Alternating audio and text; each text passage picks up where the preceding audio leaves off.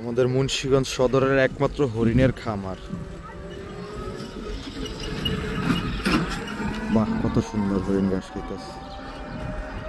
এই যে এটা হচ্ছে মোলাকান্দি আর এটা হচ্ছে আধারা।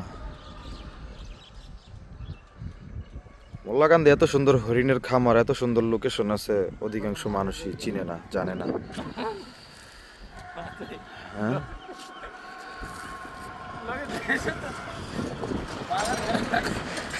গোশাল, এই যে আমাদের হরিণের সাথে আমরা গোশালও চাষ করি, আমাদের গোশাল ভাই।